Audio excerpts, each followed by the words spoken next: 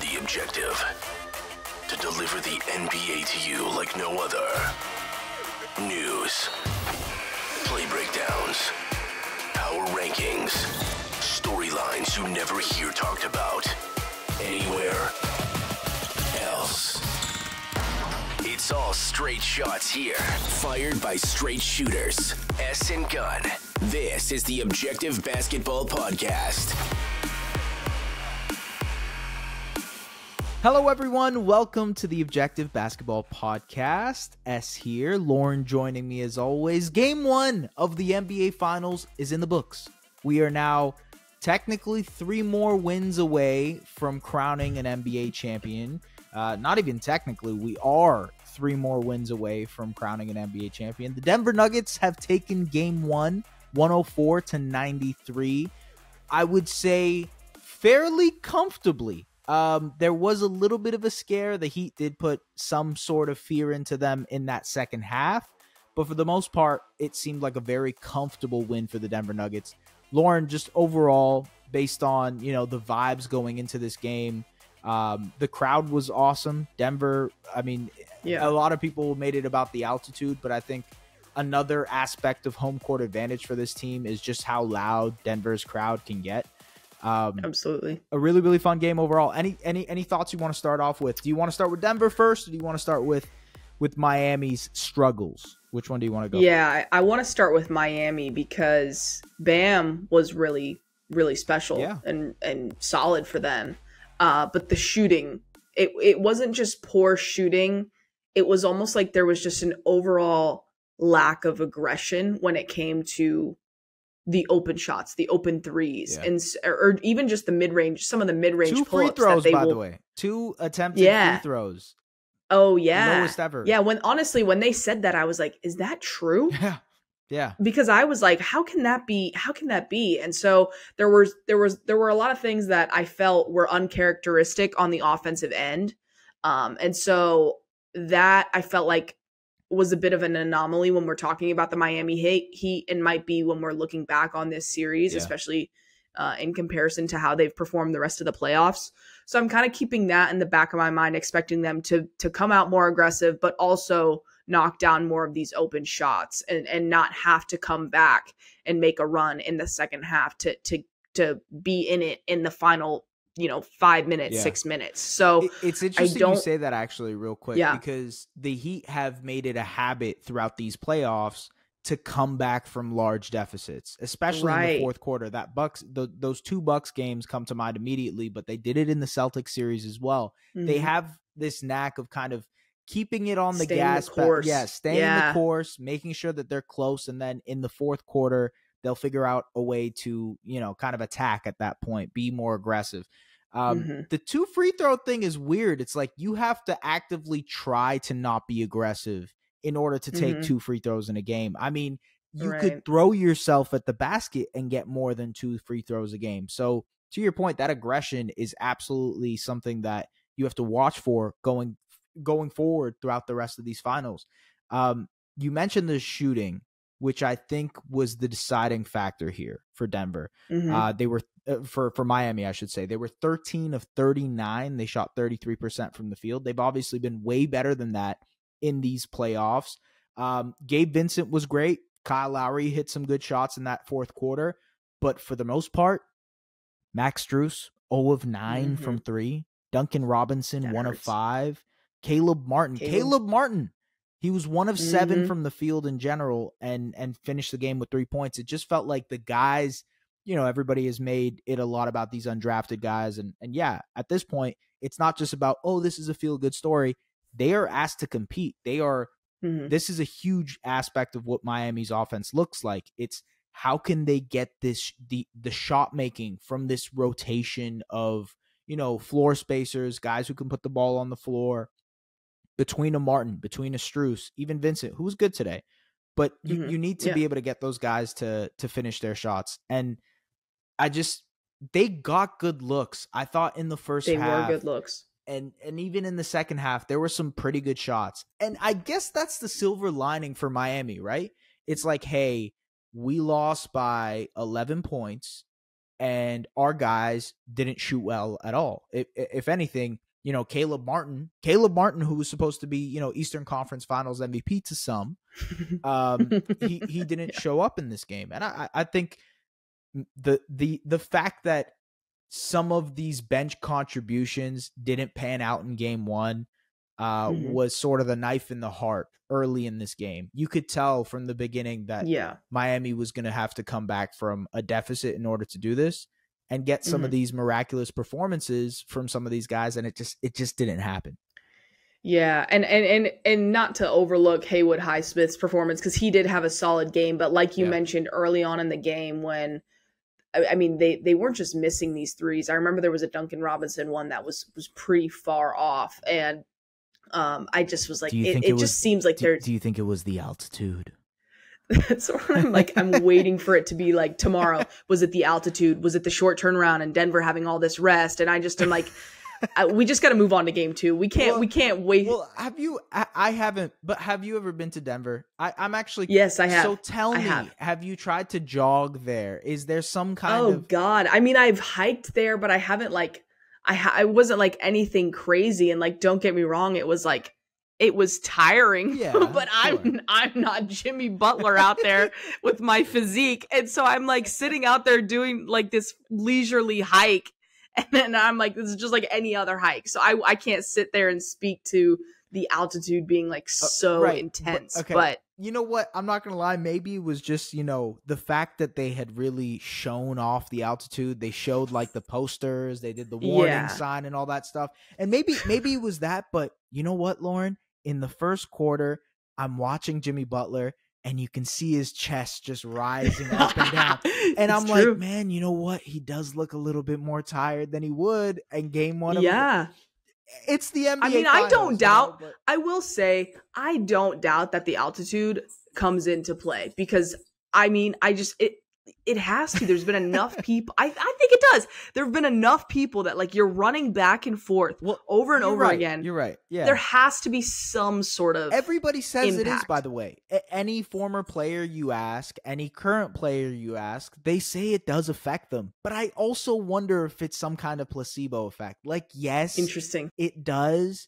But maybe the fact that you think it does is also impacting, your mental. I'm not sure. I don't know. There has to be a science behind this. There should be smarter people than us talking about the altitude of Denver, Colorado. Anyways, ladies and gentlemen, it is playoff time. Actually, no, it is finals time in the NBA, in the NHL.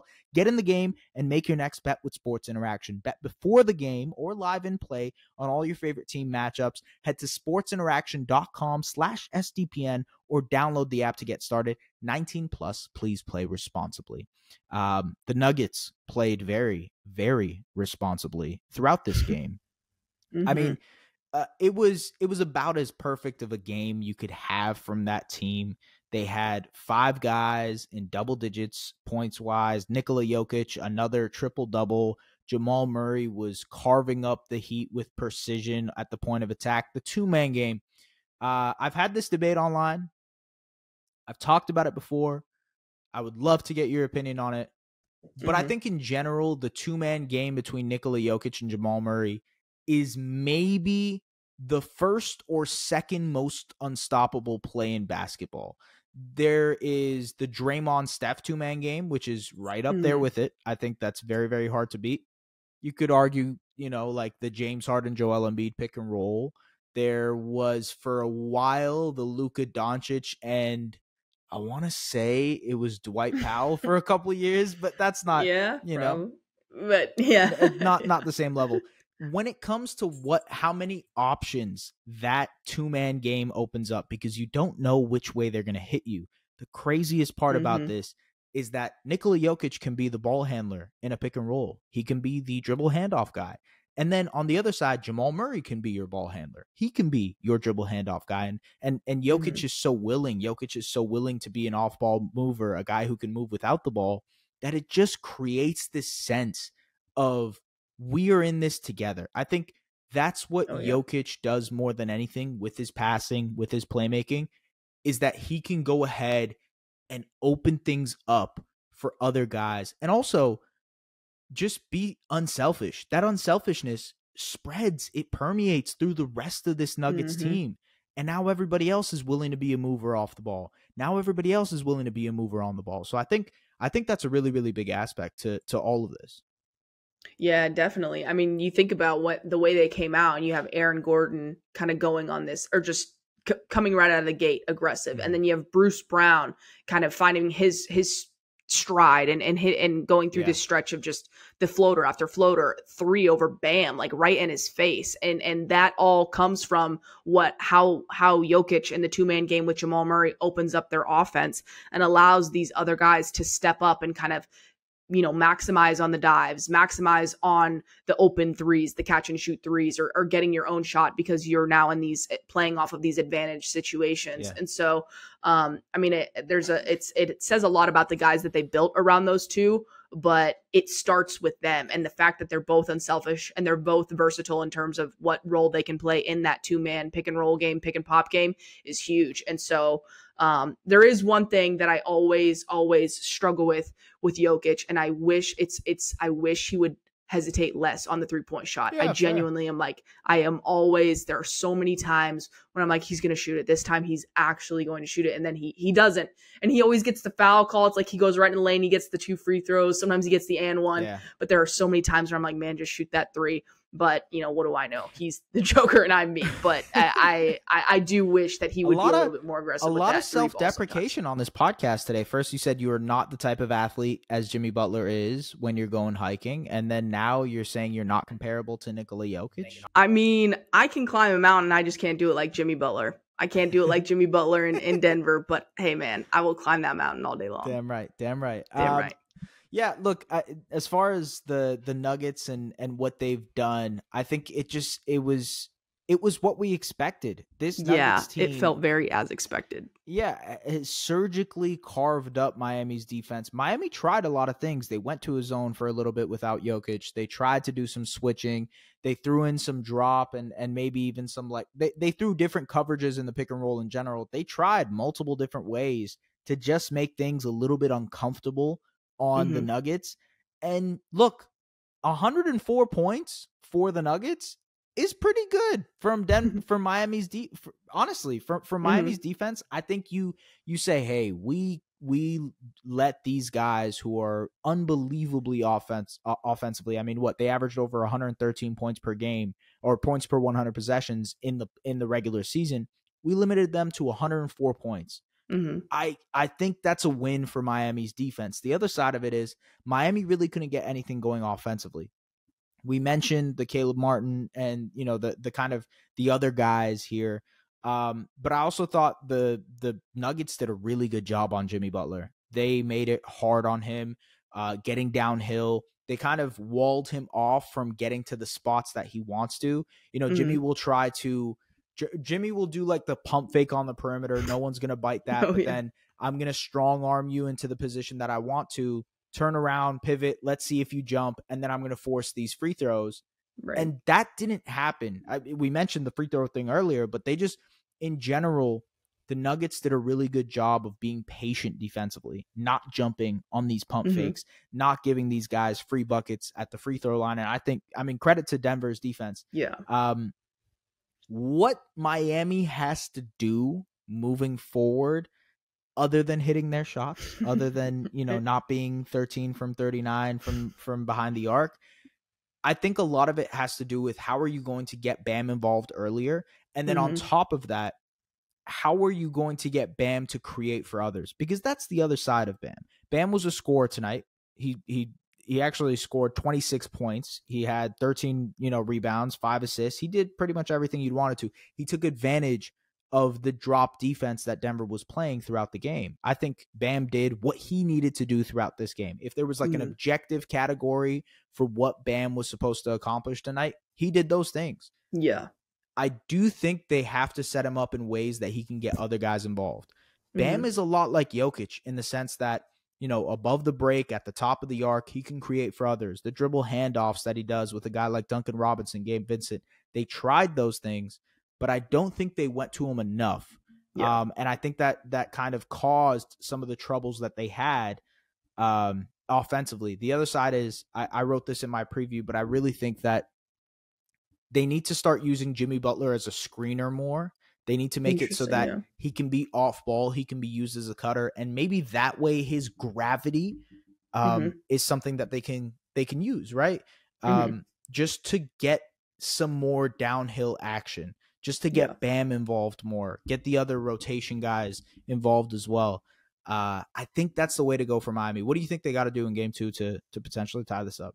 Yeah, I think kind of getting Bam more involved in his playmaking, I think is definitely a key. I'm interested to see how, because I mean, there's momentum of a potential Tyler Hero return on Sunday, so I'm curious to see how their offense shifts. If obviously you're gonna plan and hope that your shooters are on, but in terms of Bam playmaking and using Jimmy a little bit off ball, where does Tyler Hero fit into that? Do you feel like with Bam being as effective as he was tonight, that him being a scorer, more of a scorer, is the way to go? Or do you feel like we need that playmaking to come out of him in order to be successful in this series? Right. And then what does that mean for Jimmy Butler and his scoring? Is that a net positive overall? Or what does that look like? And so I'm really curious to see what adjustments are made, because as good as Bam was tonight, they didn't get the job done as a team. And so you do need to make the adjustments for that.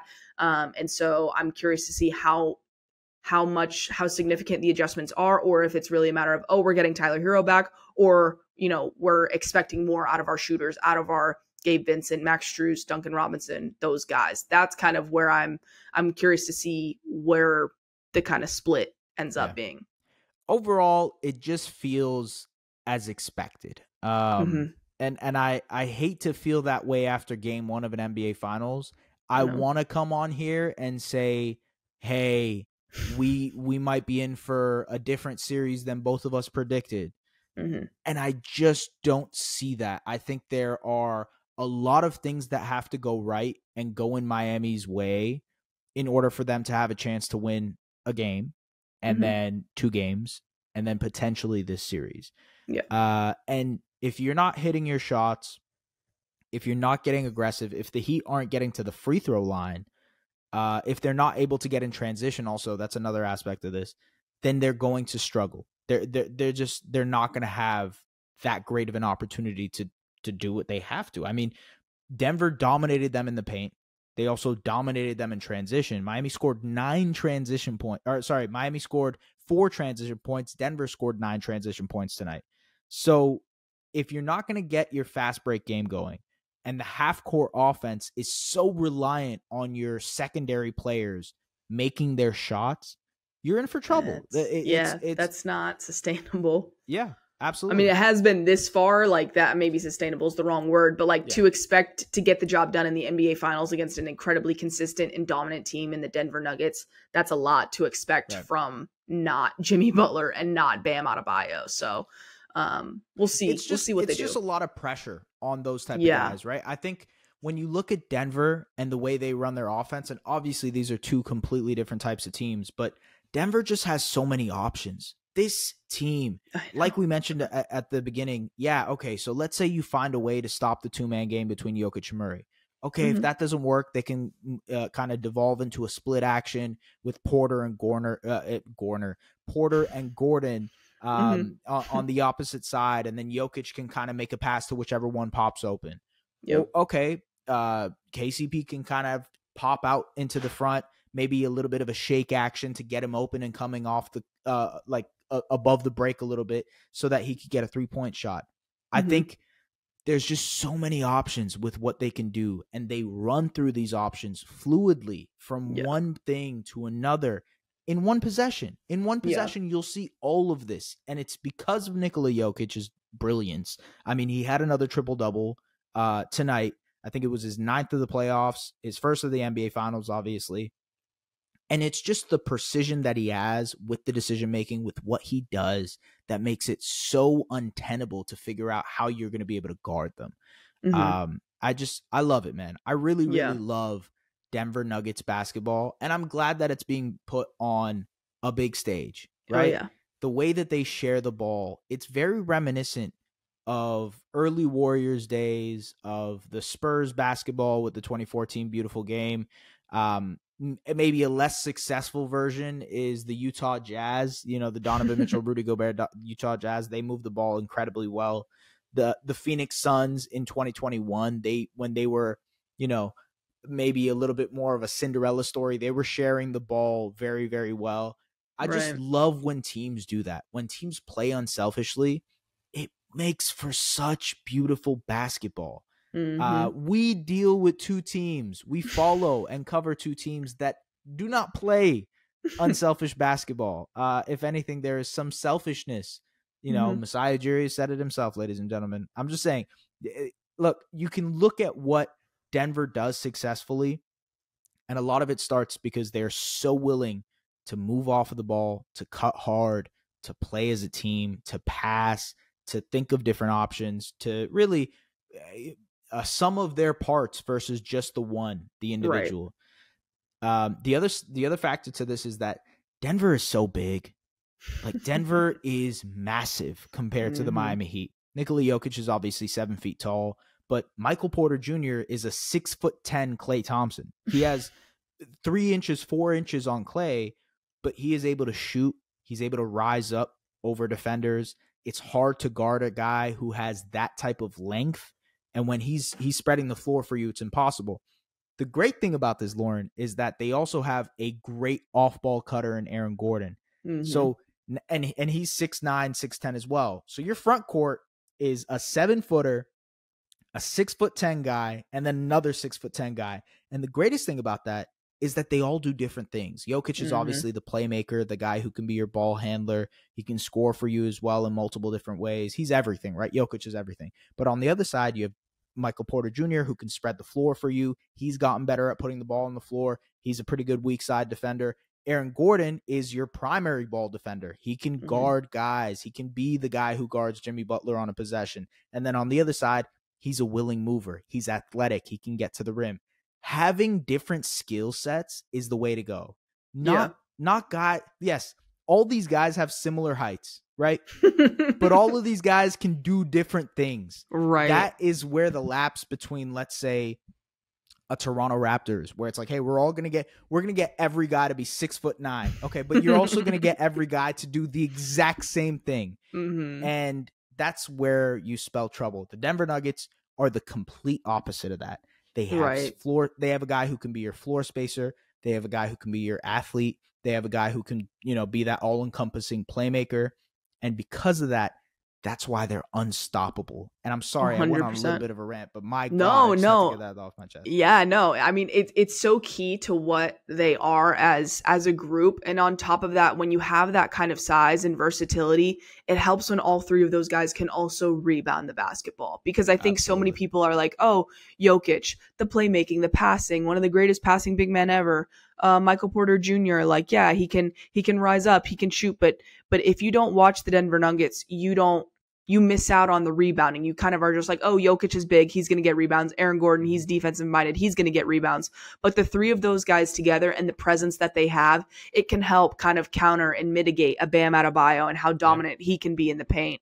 And so I think that that's a really big factor for the Denver Nuggets and an underrated one when it comes to taking into consideration how dominant Bam is and can be, kind of moving forward as we go through the rest of the series. I'm wondering if that is an adjustment that we see maybe get. I mean, we saw Cody Zeller a lot tonight, and I'm wondering if we see maybe another big get pulled out. Maybe more, they just try to go bigger, or maybe they try to go a different direction than Zeller. I'm curious to see what that looks like moving forward. So they had the Nuggets, interestingly, had 3 guys who played 40-plus minutes, and that was Porter, Jokic, and Murray. But then they also had an 8-guy rotation total, and they've been playing a tight rotation. Like, they haven't tried Thomas Bryant, they haven't tried Conchar, DeAndre Jordan, or Reggie Jackson a ton in these playoffs. But I wonder, with the 2 days in between, if they start to throw out some other guys in the rotation. It's more than enough time to get well rested. I think it is. And they're used to this. They're young guys. They can play. But I'm curious to see if we do see some of those other guys at some point.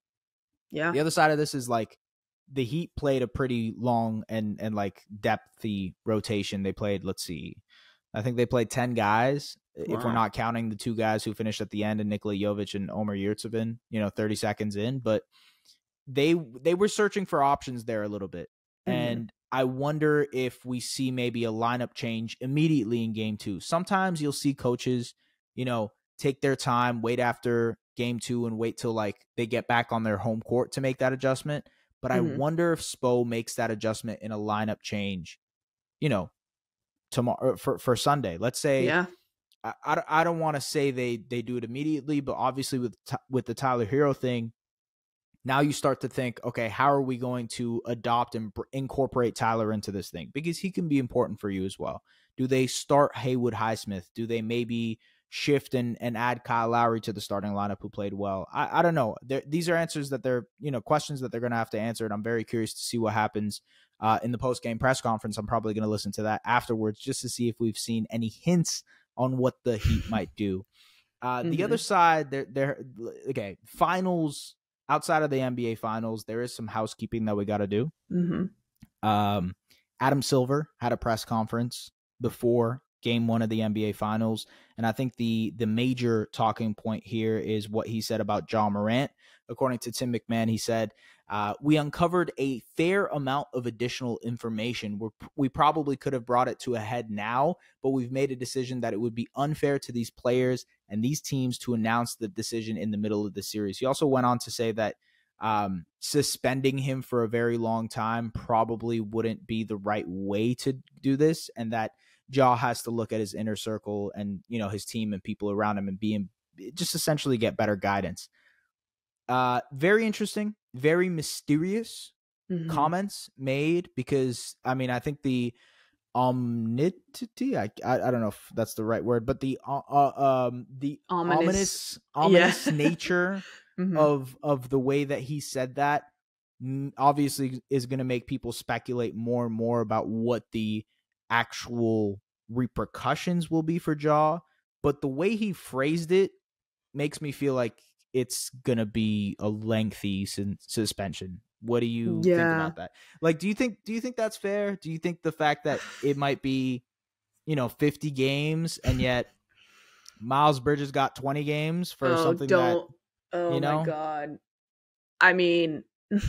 The Miles Bridges, there are several, I'm not even going to necessarily go down that whole list, but there are multiple situations in the league going on right now, similar to Miles Bridges' situation, but to lesser, quote unquote, impressive players or stardom like players. That just has gotten swept under the rug, and they're still playing, they're still getting praised, and a lot of people don't even know about it because they were just blips in the news cycle, and that I have a very big problem with, but that's the reality in today's NBA. And so as far as Ja's situation, because he is a face of the league and represents brands, I think the NBA has no choice but to really handle it with such sensitivity and care. And so it's one of those things that I really am waiting to see what gets said about it, what comes out, and what do they think is the right path forward. And I couldn't possibly, know or think what the right thing to do is, what the right, punishment or suspension is if I don't know what it is or haven't heard what it is. And even then, I think it still might be so complex and complicated. But I'm very curious as to what's going to come out because, like you mentioned, the phrasing and the tone of all of it is very, it doesn't make it sound good. It doesn't make it sound like, oh, well, we found some information and it wasn't, maybe it just sounds bad. And so I'm curious to see where that's going to go and how they, I don't want to say who they put the blame on or anything like that, but I'm curious how they handle it. And if they try and use this, to maybe handle situations differently moving forward, or kind of what it ends up being. I think it's a very unique and complex situation. I agree with you. And I think this also sets a precedent for future instances. So I think the league is trying to handle this as delicately as possible because, there obviously is the possibility that this could happen to another player. You know, and another player that isn't Ja Morant, by the way. And whatever happens in this Ja situation, you mentioned him being the face of the league, the superstar, all that stuff. I think that will weigh into whatever considerations they're making. But at the same time, the fact that this is the first instance I think we've seen that has become not actually, I shouldn't say that, because there's obviously the Gilbert Arenas situation. There's been past situations like this, but I think of a player of Ja's magnitude, him being so young, I think part of that is going to weigh into what they decide to do. Ultimately, him being the face of the league, Nike stopped, putting up the Ja Morant shoes on their website. There's obviously tons of money involved with this. So it's a fine line that they have to walk with this Ja Morant situation. And we'll see what happens. They said that they're not going to release what the implications are for Ja until the end of the NBA Finals. So we'll see on that front. Obviously, that gives us at least a couple of weeks until, something happens, and it could have huge implications for the Grizzlies. The Grizzlies really are they were the fun young team not so long ago. Ja Morant was drafted in 2018, and it's been 2 or 3 seasons of them rising up the ranks, becoming one of the more fun teams in the NBA. Ja winning Most Improved Player of the award, even though he was the 2nd overall pick, still ridiculous. But yeah, he won Most Improved Player award. Jaren Jackson Jr. won the Defensive Player of the Year award. They have Desmond Bane, who's a sharpshooter. They become a really, really fun team. And throwing this massive wrench into all of it, I'm not sure what the next step is for that franchise, for what they do. We'll see. It really all comes down to that. It all comes down to that, whatever, kind of ruling that they have, whatever decision they decide to make the NBA. Outside of Ja Morant, some other housekeeping. The Detroit Pistons, they found their new head coach. I didn't expect we'd be talking about Pistons basketball this early in June. We usually wait until the NBA draft, where they've selected a high lottery pick, and maybe we talk about them. But they have their coach, and I love it, Lauren. I absolutely love it. Monty Williams was signed on for a 6-year, $72 million contract, which would mean he makes $12 million, and which would also mean that he would be the highest paid coach in the NBA. Now, the numbers haven't been completely accurate. We've got a bunch of different numbers. Shams Charania from The Athletic said he'd be making somewhere around $10 million, which would make him one of the most high-paid coaches in the NBA, not the most. Greg Popovich currently makes $11.5 million a year, which is wild, by the way, but hey, get you money. Monty Williams, now Pistons head coach. For the last 2 weeks, we heard rumors, we heard reports that Monty wasn't interested. He was going to wait it out. He was looking to hold and see what he could do. Obviously, I think there was a report that came out that said if they had got Wemby, if they had got the first pick, Monty would have signed on, which I understand. I mean, hey, I get it. I mean, I would too, Monty. And I mean, look, either way, he is now the Pistons head coach, and I absolutely love it. Yeah. He is a culture setter. He is a guy who can, build around this youthful team. I think he's the perfect hire, and it doesn't matter to me that the number is at such a outrageous amount, because 1, I'm not pocket watching. I don't care. Get your money. And 2, I think it was worth the paycheck, to be honest with you.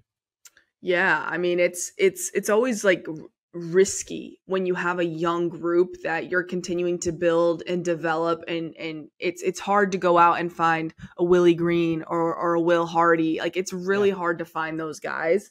And so if there is someone out there, and a Monty Williams, who does have this reputation for getting guys to buy in and building those relationships and getting things out of young guys, with the exception of DeAndre Ayton, maybe. I think it was a good hire for Detroit, and I think it's going to pay dividends somewhat quickly. And so I'm very intrigued to see, what he can do with a backcourt of Jaden Ivey and Cade Cunningham, what that looks like, and even Jalen Duren and whoever they take in this next draft. I think he's going to have a lot of Whitmore. tools. Sorry, go ahead. Cam Whitmore. I think it will be Cam Whitmore too. I know you're a fan. I saw your I'm tweet. a big fan of Cam Whitmore. So I really think that they're going to find themselves in a good position. even with the money. They've got things to do with the money. So I like the tools that, or the situation that he's walking into. Yeah. And yeah, I think it was a pretty damn good hire for Detroit. Yeah, they have some extra future first-round picks. They obviously have the young guys in, like you mentioned, in Ivy, Duren, and Duren. Why did I say that so weird? Cade Cunningham. And look, they have a lot of young guys that they can move forward with. They have some pieces that they could trade. I think they're a great team that could potentially move up or down in the NBA draft if they decide to. They obviously have Killian Hayes. There's some other interesting prospects on that team. I really like Isaiah Livers. The Pistons are in that same, category as the Grizzlies were a few seasons ago, in my opinion. I mean, we're seeing the Magic and the Thunder do something similar too. I think those teams are further along in their process of becoming, more competent, more playoff ready, if you will, franchises. And I think the Pistons are along that path too. I really do. I believe in that team. And I think Monty, as a guy who's a culture setter, as a guy who's going to get them to play good, get buy-in from a lot of these guys. Something that's really underrated with a rebuilding team is finding a way to get commitment from these players, these young players who have gotten used to losing, who have gotten used to like mailing it in because you're going for high lottery picks. Getting a guy like Monty Williams changes the tone of that locker room. I think that's the type of, we talked about it before, Lauren, with coaching and how much coaching really has an impact. I think in these type of situations, coaching has a massive impact. Absolutely. We saw it with the Kings last season and the Kings this season. When a team has been in the mud for so long and you just need a new voice, you just need someone who's not going to not hold people accountable. I think that's a huge aspect to it. And I think Monty's going to do that for them. So that's my Pistons spiel. We've talked so much about Pistons in early June just now. That's a lot of Pistons basketball. We will end it off with this. We're back on NBA Finals talk. Game 2 happens on Sunday. So you will hear from us after Game 2 as well. The question I have for you, Lauren, is, one, do we tie it up? Is it going to be tie after Game 2? And 2, are you confident or less confident in your pick? And I believe it was Nuggets in 6 before. It was Nuggets in 6. It was the same as me. Yeah. So are you less confident or more confident in that pick? And also, do you change it now? Is it, Nuggets in 5? So answer those questions for me. First part. No, I do not think Miami ties it up. Okay. But I am going to stick with Denver in 6. I don't want to count out Miami tonight. I do think was one of those first games that you can't take a whole lot away from, because especially since it went so as expected. So I'm going to stick with Denver in 6. I think Miami has enough fight in them for sure. I agree with you. And I think we saw some good stuff in the second half there from them. I think they started to figure out some things that can make it a little bit more difficult on Denver. And hey, if the shot making happens, which will, I don't think they're going to go, yes, they could go 4 games and be completely cold and get eliminated, but I do think they'll have some good shooting games here and there, and that'll be enough for them to get a couple games. I'm staying confident in my Denver in 6 pick. But I will say, I actually forgot what I was going to say. I'll bring it to you on next podcast. Ladies and gentlemen, thank you very much. It's 11:30 at night here. We're recapping Game 1 of the NBA Finals. It's been fun, as always. It is going to be super entertaining to watch the rest of these NBA Finals, the NBA Draft. Maybe the Raptors get a head coach the next time we talk to you guys. Maybe. Hint, hint. Who knows? So thank you very much. From Lauren, from myself, appreciate you guys for tapping in to the Objective Basketball Podcast, and we will see you later. Take care.